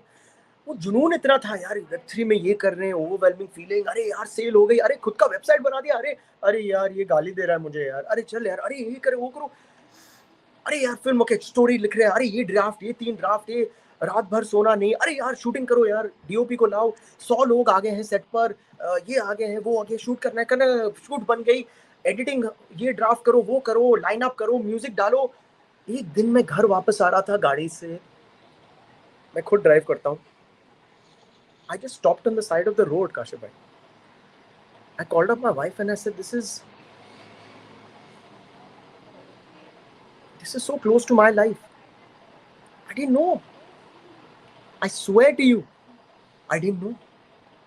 मतलब जो दिमाग में बैठता है अपने subconscious में और कहाँ कब इसकी मैनिफेस्टेशन होती है, इस फिल्म के जर्नी ने मुझे इतना कुछ सिखाया है, इतने सबक दिए हैं. So, जो आपने क्वेश्चन पूछा वो बहुत ही छोटा सा क्वेश्चन था, लेकिन काशिफ भाई बहुत ही लोडेड क्वेश्चन था. एंड आप, I respect you so much because every nuance you picked up, every point you picked up, and I can't tell you how much I respect you for that. Thank you. नहीं अगर trailer से ही नहीं. आपने ये पकड़ लिया है, I hope कि लोग फिल्म देखकर ये मैसेज उनके जहन में जाए. एंड ऑनेस्टली एक लिबरेशन मुझे जो मिल रही है ना, कि आई am not bothered about the commercial aspect of this film. The success of the film is not how it does. The success of this film is that it has got made. Yeah, It has got made. yeah. All these things, premiere हो रहा है, people are lining up to purchase, to broadcast this film. There's you talking to me. These are all extras, which I'm very, very grateful for. But it's just the liberation. Yeah. Liberation. I can. Sorry, yaar, we have to stop this podcast and we have to talk offline. Yeah. Because Yeah. I'm just so grateful to you, yaar. I mean, ये मुझे एक ऐसा shrink session लग रहा है कि मैं अपने psychiatrist के साथ बैठा हूँ. Mental health के लिए बहुत ही अच्छी चीज होती है. By the way, I want to promote that. Yeah. कि सच्ची में आशु भाई, you are. Yeah, I have. You're really you really picked up the points. I really thank you for that more than anything. Thank you very much, Vishal, and definitely will try. Now I'm feeling that I have to be there on the premiere. I just can't. मैं अभी आपको message कर लूंगा, details दे दूंगा. मैं मतलब आप तो आएंगे ही आएंगे, वो तो मतलब एक है ही. And sit next to me please. शायद मुझे बैठने की जगह ना मिले, क्योंकि 70 लोगों की ऑडिटोरियम में करीबन 190 लोगों ने कंफर्मेशन किया है, और अब मुझे बुरा लग रहा है कि भाई ना कैसे बोलूं. बड़े बड़े जो एक्टर्स हैं, जो दोस्त हैं, वो बोल रहे क्या हुआ यार, क्या प्रॉब्लम हो गया क्या. नहीं यार, क्या करूं मैं. तो कई जो आप देखेंगे जमीन में बैठे होंगे फिल्म देखे हुए, कई एलिवेज में सिनेमा हॉल में बैठे होंगे, कोई यहाँ पे बैठे होंगे. तो ये तो मजा है यार. बिल्कुल यही मजा है. थिएटर में जाओ, it's not only Housefull, it's steps full, floor full, exit full, it's full. Yeah. So the success of this film is that it has got made. And Yeah, it's not my success alone. It is everybody in the NFT community in India. And I promise you, मैं कुछ महान बनने की कोशिश नहीं कर रहा हूँ. मैं कुछ नहीं, मैं चुपचाप, लोग मुझे जो भी कहे, आपने नोटिस किया होगा, मैं अपना सर नीचे रख के मैं अपना करता रहता हूँ. और मैं कोई महान आदमी नहीं हूँ. I know I've learned one more lesson, that it's very difficult to keep quiet. But the thing is that this is a success of the Indian NFT community and the Indian film community. No doubt. हम दोनों ने एक रास्ता मिलाया है, जहां पर हम दोनों मिलकर इतनी बड़ी-बड़ी चीज़ें कर सकते हैं। अब जो ये गाना बनने वाला है, जो हम रिलीज़ करने वाले हैं, वो हम बाकायदा एक एनएफटी की तौर से बेचेंगे, जिससे लोग तो इसे सुन पाएँगे। लेकिन ये इतना डिसेंट्रलाइज्ड मूवमेंट है, Pranav you will identify with this, कि जो सिंगर है, जो म्यूजिक कंपोजर है, राइट्स अल्टीमेटली फाइनली खुद उनके हाथ में होंगे, क्योंकि रॉयल्टी जिंदगी भर उनके पास जाती रहेगी। ओह आप सुपर। सोचिएगा, बैकग्राउंड म्यूजिक जो कर कोई रहे हैं, मिडिलमैन रॉयल्टी नहीं है। जिंदगी भर उनके पास जाती रहेगी। आप जरा मिडिलमैन नहीं है। सोचिएगा कि हमने एक ऐसी चीज बना दी है, पैसिव इनकम की हम बात करते रहते हैं ना, we must create a passive income. NFT की एक और यूज केस, पैसिव इनकम। हर चीज का एक फायदा होता है, आप अच्छी तरह से उसे अर्नेस्टली, लीगली, प्रॉपरली अगर आप करेंगे ना, तो आप किसी भी चीज को डिस्क्वालीफाई या क्रिटिसाइज नहीं करेंगे। वाह। और ये मेरा नहीं है, मैं सबके सामने आपके पॉडकास्ट से बोल रहा हूँ, ये मेरी गिफ्ट है आप सबको। ये हमारी एनएफटी कम्युनिटी के तौर से डेडिकेटेड है। अमेजिंग। वाह, ये बहुत ही बड़ा होने मैं वाला कुछ है। ज्यादा ही बोल गया।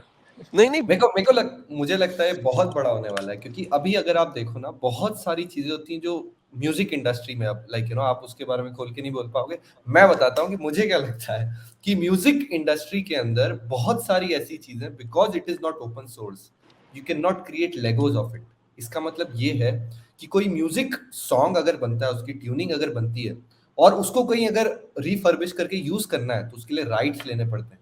बट अगर किसी के पास एनएफटीज के थ्रू वो सॉन्ग ओनरशिप होगी, तो the listening will be free of cost, but the ownership will be rare and the value will be more. आपने बकायदा, आप हम्म। देखिए, एनएफटी जो आपको देता है, वो आपको यूजर जो आपको ओनरशिप देता है, एक हाँ। हक देता है, ये चीज आपकी हो जाती है, ये Right. अपना है, राइट? बिल्कुल। अगर आप एक सॉन्ग ले, सॉन्ग सुनना है आपको? सॉन्ग आपके पास है भी? हाँ, मैं मतलब प्ले करूंगा लाउड वॉल्यूम में अपने स्पीकर हाँ। पर, स्पीकर यहाँ ले आऊंगा। सुनना है हाँ। आपको? हाँ सुनना रिलीज है ना? बिल्कुल। रिलीज है ना? हाँ, रिलीज है ना? रिलीज तो नहीं कर रहे हो आप? रिलीज है ना already? Don't worry about that. क्योंकि जब तक हम ये सब सुनेंगे already, you know, but the point is that एक गाना अगर आप बहुत पसंद करते हैं, इमेजिन अगर आपको एक अपॉर्चुनिटी मिला कि आप उसका एक ओनर बन जाए, एनएफटी के द्वारा ये आपका एक एनएफटी बन जाए।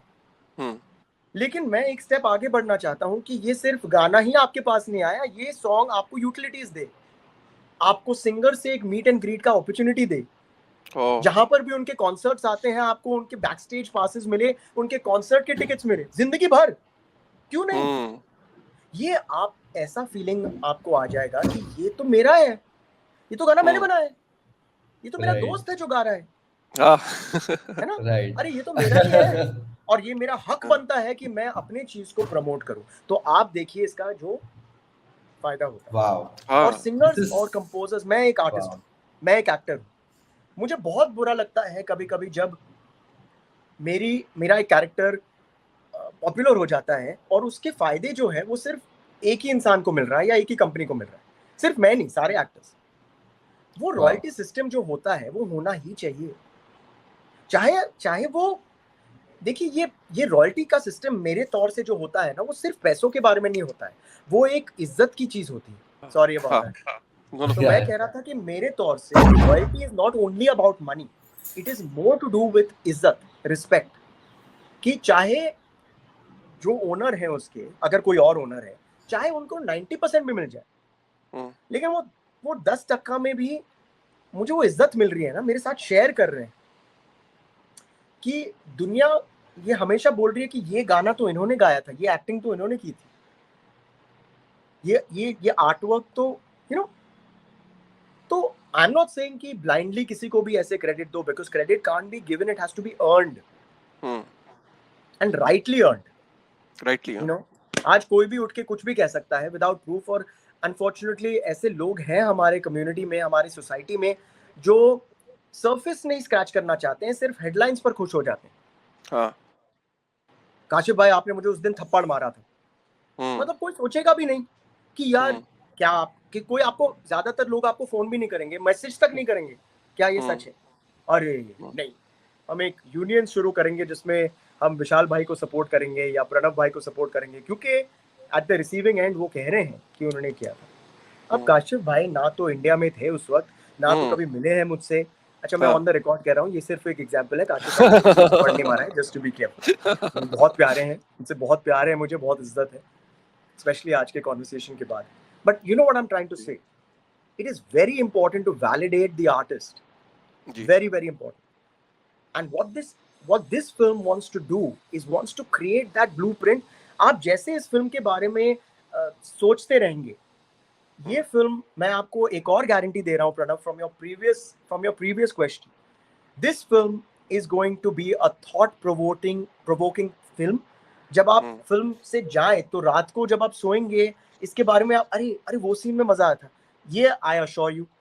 दूसरी चीज है, जैसे आप इस पूरे प्रोजेक्ट के बारे में सोचते रहेंगे, आप खुद आइडिएट करते रहेंगे, अरे यहाँ से भी हम ये कर सकते हैं, अरे अगर हम ये कर ले तो वो भी हो सकता है, अरे यार सुपर्ब यार, अगर हम ये मोमेंट बिहाइंड द सीन्स के जो फुटेज है अगर हम उसको एनएफटीज में कन्वर्ट कर दें, अरे हम ये भी Exactly. thought provoking, not only from a film point of view, thought provoking from a project point of view, ever growing. It's like it's mutating. I know that word is not good today, but it's a good mutation. और अब Pranav, you as an artist, Kashif bhai, you as an artist or somebody, अरे यार, for my podcasting maybe this idea can be put down here. क्या? Excellent. I encourage that. मैं कभी ये नहीं कहने वाला हूँ ऑन द रिकॉर्ड कि अगर आप कुछ ऐसा करें मैं क्लेम करूंगा कि ये मेरा आइडिया है, कभी नहीं। I just want you to know, समझदार को इशारा ही काफी है, but I am just trying to show that discussions are not decisions, ideating is not execution. Absolutely.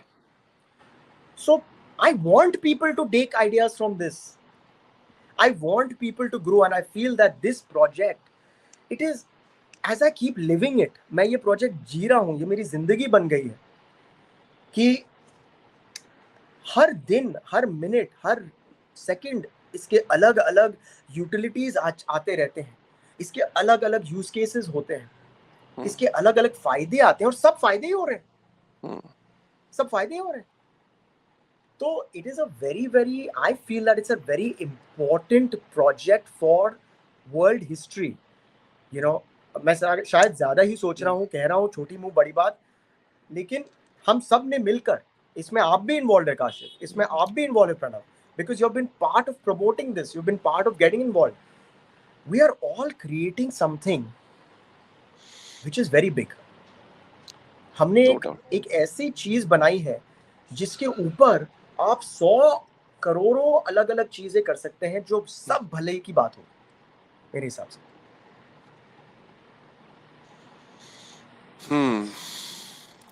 I think so powerful, so powerful. I think मैं वो, आपको सुनना है ना म्यूजिक?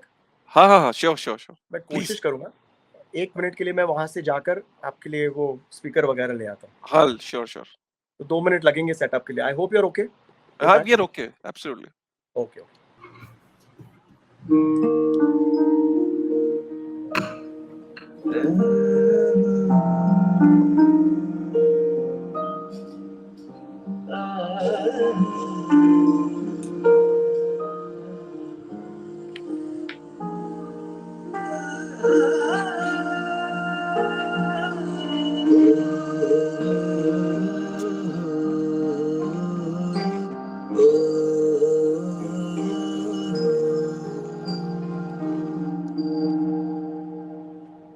दिल की एक भोली सी वो खिड़की जो खोली थी तो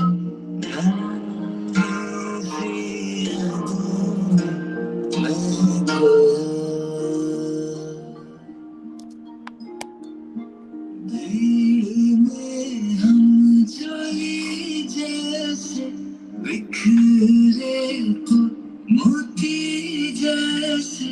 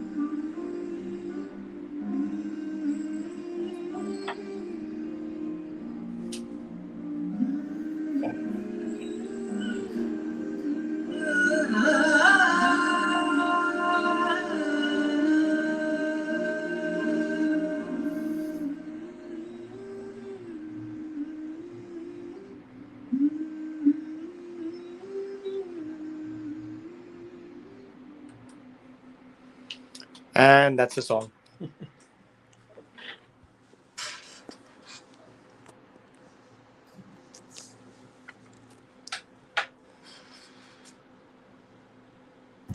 आपका म्यूजिक बंद है काशिफ। मैंने ना लाइफ में, मेरे को 6 साल हो गए क्रिप्टो में और ये सब करते हुए। मैं सेल्स में था, 16 साल सेल्स में किया मैं, मतलब मीडिया डिस्ट्रीब्यूशन की सेल्स साइड में था मीडिया की। I have not experience anything like this, और वो भी वर्चुअली।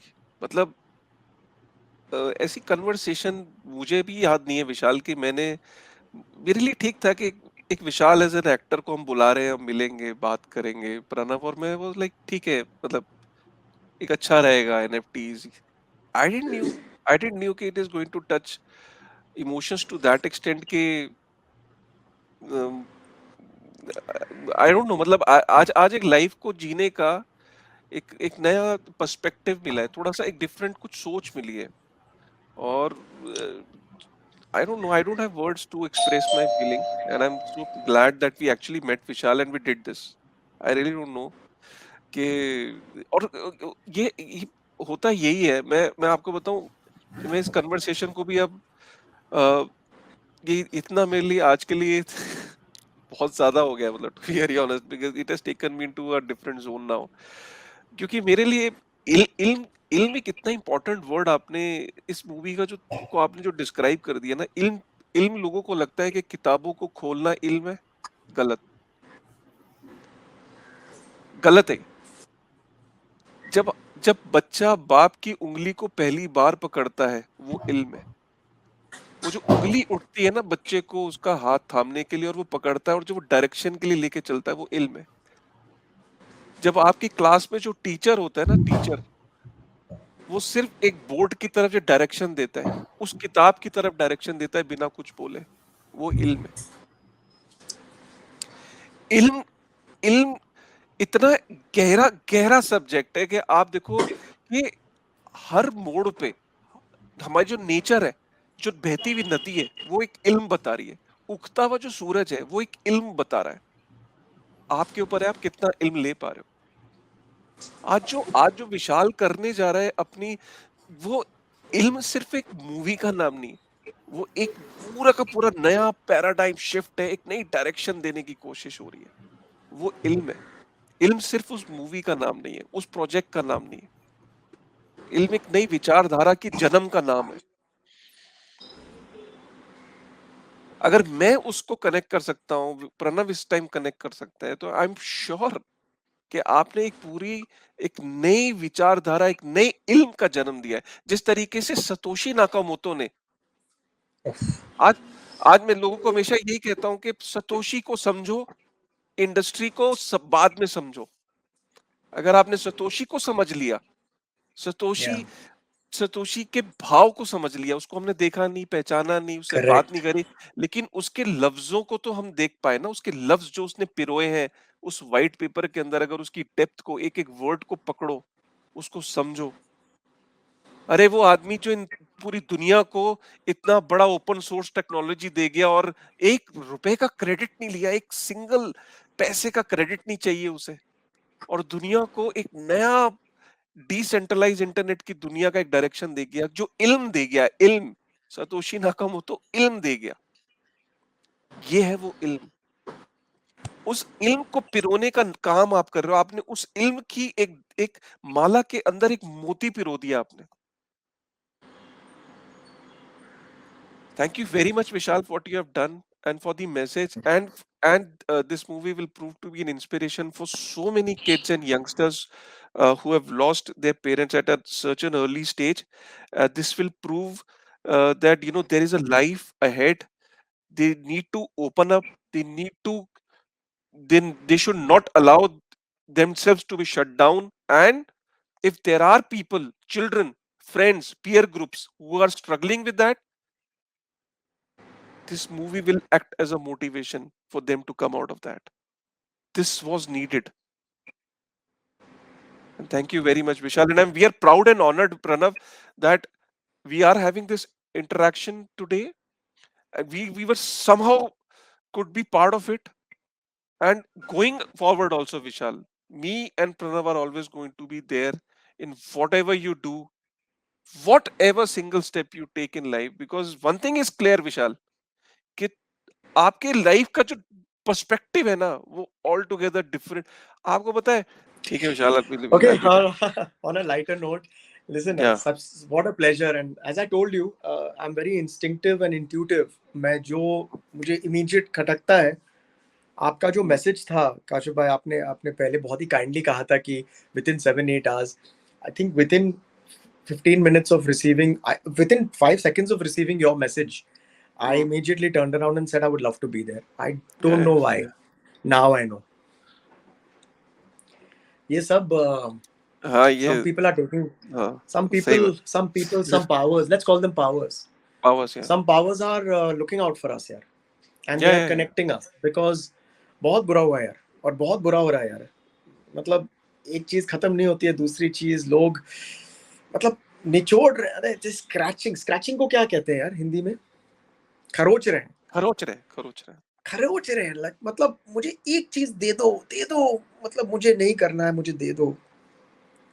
और हम कौन होते हैं यार देने वाले को? अगर वो समझ जाए कि आप जिसको खरोच रहे हो वो आपको देने लायक नहीं है, उसके पास है नहीं आपको देने के लिए। जो आपको दे सकता है वो आप हो, अपने आप को खरोचो। सच्ची में मैं आपको कैसे वो चीज दे सकता हूँ जो मेरे पास नहीं है आपको देने के लिए? बहुत सीखना है सबसे, आपसे। तो 20 सेकंड का पक्का। जी, पक्का। गाना कैसा लगा? आई मीन आई नो अरे कि आपको बहुत अच्छा लगा, लेकिन 22nd Amazing. मई और 22nd जून है। अभी मई संडे। 20 सेकंड। Oh really? तो मैं आपको बताया। अभी भेज रहा हूँ मैसेज, आप प्लीज आ जाइएगा ठीक पक्का। है। I will not like it if you don't come, मतलब No, I no, will be waiting for definitely, you. definitely. Done deal. Done. Listen, I can't, I don't want to say thank you because this was differently, I don't want to use the word spiritual also. It was a different level. It was something was happening here. I felt it very strongly. I don't know if you all felt it. I think you all did, Yeah, but thank you नहीं बोलूँगा मैं. It's a beginning to a very, very deep. We have either met in some part of our journey, or we've met somewhere. Somewhere our energies have matched, and we've connected. And it was incomplete. And I think this is the universe trying to make it complete again. I really feel it. And I'm not a saint or a spiritually entitled man. But then I feel that I am blessed because I have people like y'all who just find their ways into my life. And Ilm has done that for me. yeah. I've met lovely people, but I'm more thankful for meeting people who have taught me a lesson. There have been. I don't talk about them because I don't want to give them that power, but the goodness which has come along with journey of my life, when I had no reason to survive, forget success. And I'm not only talking about career, I'm talking about live. No reason. There was no reason for you to continue to be alive. Talking about a child, helpless, unaware. It's nothing to do with me. वही कहते हैं ना, जब आप मरते हो तो कांधा, जब आप जी रहे हो तो कांधा जब मिल जाए तो वो एक अलग ही Yeah. ब्लेसिंग होती है। Yeah. और उसे आप डिमांड नहीं कर सकते। वो जो आपको कांधा देना चाहते हैं ना, वो आपकी जर्नी में आकर बोलते हैं भाई मुझे करने दो। And you're blessed if there are many more people giving you kandha. And you're even more blessed if in the earthly manner you're not dead. You're actually looking at the people. I know I'm looking down right now, but you're looking at the people. I don't know where these words are coming from. Y'all are scaring me now. चलो जी, ठीक है जी। lovely. चलिए, thank you, God bless you. thank you very much, thanks a Like lot. lots of चलिए, okay, bye. Right. Alright. Thank you. I hope कि आपको आज की conversation पसंद आई होगी। कितनी पावरफुल थी, कितना कितनी अमेजिंग कन्वर्सेशन थी। बहुत रेयर ऐसा होता है कि आप इतनी कन्वर्सेशन को एंजॉय करते हो, और ट्रस्ट मी, मैं जानता हूँ कि आपने वीडियो को एंड तक जरूर देखा होगा, और इसको एक बार नहीं 2 बार ही देखो। जो पावरफुल नरेशंस होते हैं ये बहुत बहुत रेयर होते हैं। बहुत कम ही से आपको ऐसा ऐसे सुनने को मिलेंगे पॉडकास्ट जहाँ पे आप इतने पावरफुल नरेशंस आपको सुनने को मिलेंगे। ठीक है, वो ज्ञान और ये सब चीज़ें अलग है, लेकिन आप देखो कितने डेप्थ में जाके एक प्रोजेक्ट के अंदर जब लोग काम करते हैं, और जो इस स्पेस के अंदर लोग आ रहे हैं और वो कितनी डेप्थ में जाके जब काम कर रहे हैं, तो वो आपको वहाँ से एक अलग लेवल का कनेक्ट का पता लगता है। आई एम श्योर आपको आज की कन्वर्सेशन पसंद आई। ऐसी और भी अगर कन्वर्सेशन आप चाहते हो फ्यूचर में, और आर्टिस्ट के साथ और गेस्ट के साथ, तो प्लीज़ वीडियो को लाइक करिएगा, कमेंट करके बताइएगा कि आपको आज का सेशन कैसा लगा। With this thought, thank you very much.